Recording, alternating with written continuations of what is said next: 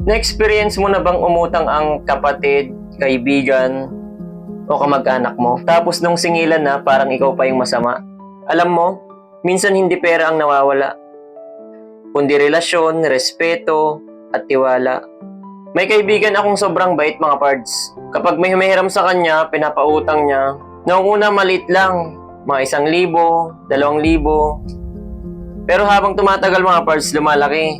Hanggang sa siya na ang inaasahan ng mga kaibigan, kapitbahay. Ang rason niya kasi noon mga pards, simple lang. Para kapag ako naman ang nangailangan, tutulong din sila. Dumating sa punto na napapaloan na siya at halos ma-negative na ang sahod niya. Hanggang sa maisipan niyang mag-compute ng kanyang mga pautang.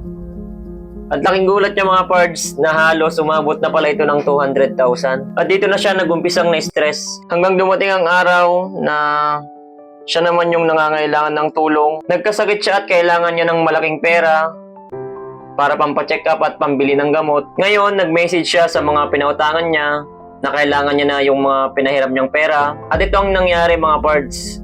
Sinisin lang ang message niya at hindi man lang nire-replyan. Pero pag makapag-flex sa Mayday ng mga nabiling luho at pag siningil mo ay wala daw pera at ang masaklap pa nito ay iniiwasan ka pag nasasalubong mo. Dito ko na-realize minsan kapag pinapahiram mo ng pera ang taong mahalaga sa'yo, hindi mo lang pera ang pinapahiram kundi tiwala mo. So ang lesson ko dito mga parts ay unahin muna natin yung sarili natin. Kasi syempre pag tayo yung nawalan, walang ibang tutulong sa atin mga parts kundi sarili lang din natin. At kung magpapautang man kayo mga parts, yung kaya nyo lang mawala sa inyo. Kaya kung may lalapit ulit sa inyo mga parts, na utang na mga tulongges, tandaan natin mga parts. Di bali nang sumama ang loob nila, at least hindi tayo nawalan. So comment down below mga parts kung ano yung mga experience nyo about sa mga utang para hindi na ma-experience ng iba mga pards. So hanggang dito na lang mga pards. See you next time. Laban lang.